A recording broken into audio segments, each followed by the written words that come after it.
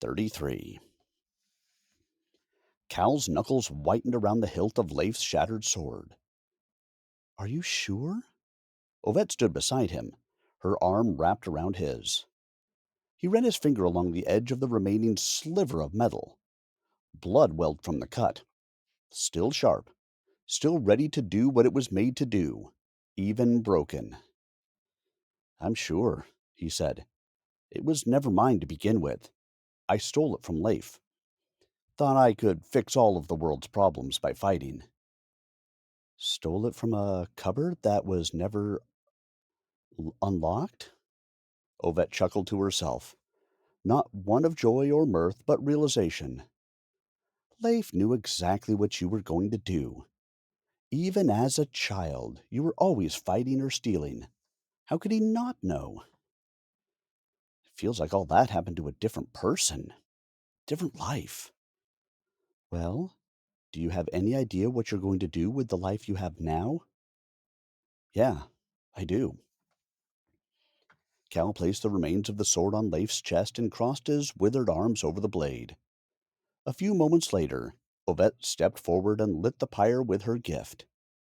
The white flames licked at the base of the wood before catching.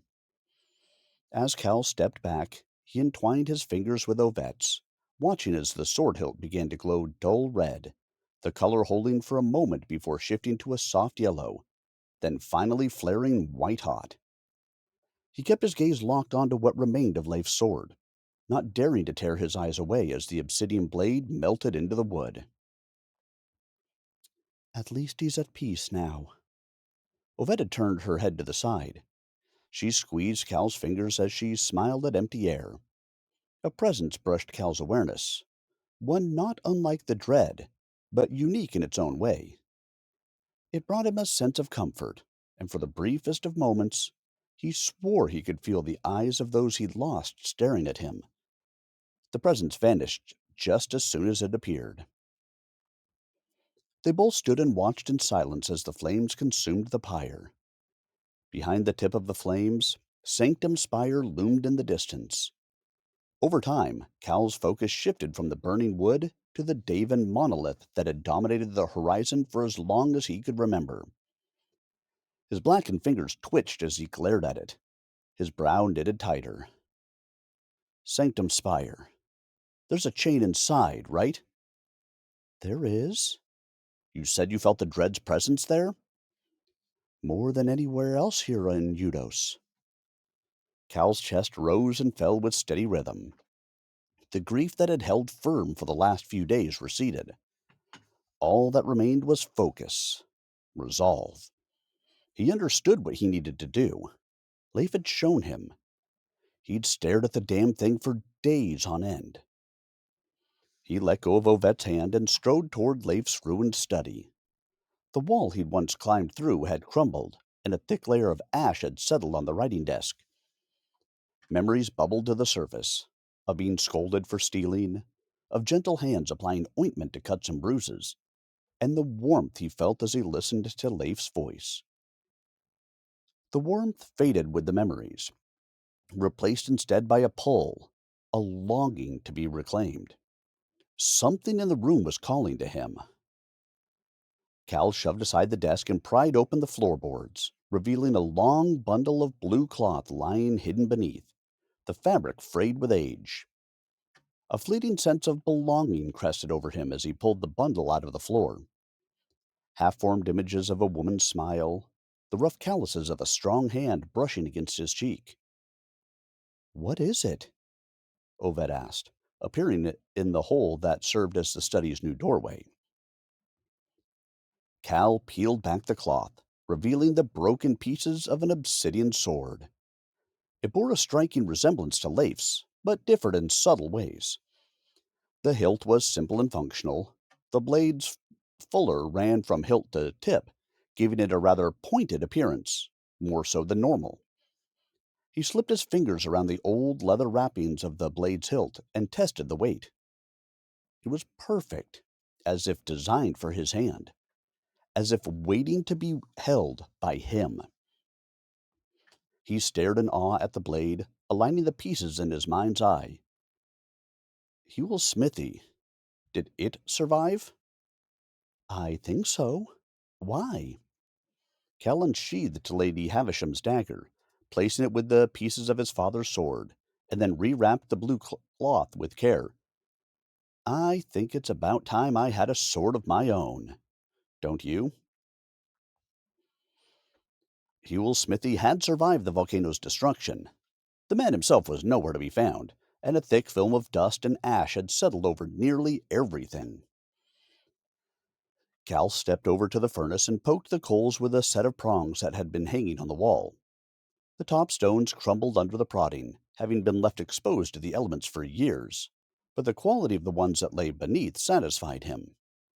They'd do for his purpose. The only obstacle was lighting the damned thing. Here, let me, Ovette said, as if reading Cal's mind as he stared into the coal pit. With a flick of her wrist, she dropped a mote of flame into the center. The coals ignited as though they'd been waiting all these years for a chance to serve again. Thanks. Cal tucked his shirt into his breeches and donned the protective leather vest and apron. They pinched and hugged in once smaller areas, but it felt good to wear them again. When he turned, Ovette had propped herself against the open wooden doorway that led into Huel's shop. She smiled at him and nodded. Suits you. Cal allowed a smile to jerk up the corner of his mouth. It had been a long time since he'd smithed anything. A long time indeed since he'd given himself over to the rhythmic clang of hammer and steel. He swept ash and dust from a nearby table and laid down the bundle of cloth.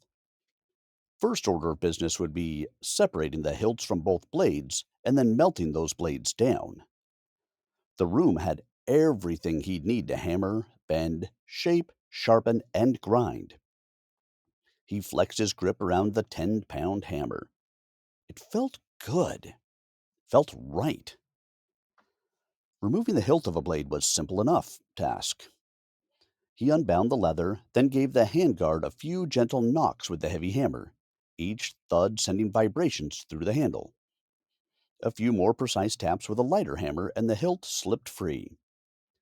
The dagger proved stubborn, slipping from its angled position more than once to nick Cal's fingers and wrist, but he didn't mind. Embers flicked upward and coals cracked as Cal pushed the naked blades, pieces and all, into the furnace. More dust and ash kicked up as he worked the bellows. He watched as the metal lightened to a yellow that sat on the cusp of being white.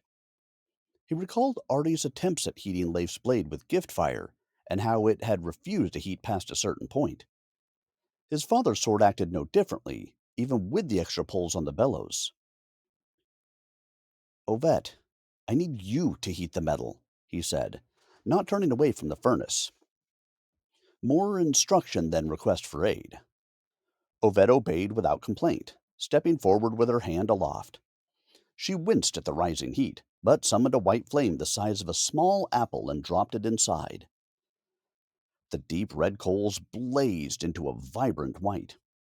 Ovette stepped back, hands raised to shield her face, but Cal held his ground. Tongues of white flame wrapped around the heated metal, pushing the hue from yellow to white. He collected the now pliable metal into a large pot that sat in the furnace's center, the pieces bending and pulling together. Wasting no time, he positioned a clay mold atop a sand-filled wooden shaft and carefully poured the molten metal inside. Once done, he carried the full mold over to a large barrel of water. The water hissed and squeaked from the sheer intensity of the heat being plunged into its depths. The wood of the barrel groaned, and for a moment, Cal was worried it would break. Separating the clay mold from cooled metal had always been one of Cal's favorite parts of forging, and this time was no different. He chipped away at the mold, revealing the indistinct shape of a longsword. It was dull gray with curious streaks of white. The edges were rough and jagged, the flat uneven and lumpy, but such things held promise. He set to the grinding wheel in the corner of the workshop. Slow, steady grinds worked out the blade's flawed edge. Cal lost himself in the work. For a time, he forgot all about the chains, the Davins, the loss, forgot his grief. The work was good, simple, sure. It had an end he could predict, steps he could follow. The smell and heat of the forge blocked out any doubt he had about himself. Once he was satisfied with the edge of the blade, he plunged it back into the furnace. He waited long enough for the dull gray to deepen into a bronze, just shy of red.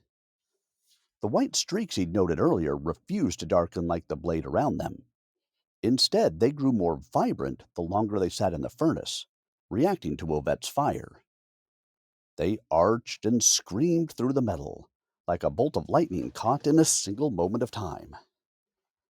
Cal pulled the blade from the furnace again, held it up, and inspected the edges and flat for any lumps or blemishes. The work was good. The edges were true and the flat even. He set the blade aside. It could be sharpened to a razor's edge soon enough, but first it had to cool. During the time Cal had spent forging the blade, Ovette had pulled a stool into the open doorway and drifted off to sleep. Soot and ash streaked her white skin, but the red and orange of the forge's glow softened her features. There was no need to wake her. Her part in the forging was done, though Cal wished her part in all of this could end. If the sanctum chain was anything like the others, then he'd need her to bond with it, just as she had with the rest. The thought soured his mood. He distracted himself by tearing the blue cloth that had held his father's sword into strips. Even amid the thick melange of forge smell, the scent of something he'd long forgotten paused him. A scent he had no name for, but one that plucked at strings in his chest. He didn't recognize it, yet it brought on a primal sense of comfort. He thought of the orphanage, thought of the warm cubbyholes and noisy chaos of the littles, of Lady Havisham's chidings, of Ovette, Shay, Jord, and Artie. He breathed the scent in deep and wove the strips of blue cloth around the leather bindings, wrapping them both around the hilt. The blade had cooled to a familiar obsidian hue, the flat swallowing the light of the forge, whereas the white streaks pulsed with dim life. Cal worked out the final kinks, sharpening the blade to a razor finish, and knocked the hilt back into place. The dull clunk of the hammer startled Ovette awake, and she swayed on her stool. She steadied herself and stared at the finished sword. "Are you going to give it a name?" she asked, not looking at him. "I hadn't thought about it. Never given a sword a name before." "I thought all swords had fancy names given by their owners. What was Leif's called?" "I don't know." Guilt pricked him. He'd held that blade for years, near a decade, yet had never stopped for a moment to think that Leif might have named it. "It's important," Ovette continued. "You should give it a name." Cal thought for a second, coming up blank. "I'm no good at these things." He shook his head and set the sword down, deciding to put the finishing touches to a leather sheath that had been left over from Huel's supply. "You can name it if you like." Ovette traced a finger along the blade's length. The white streaks brightened under her touch.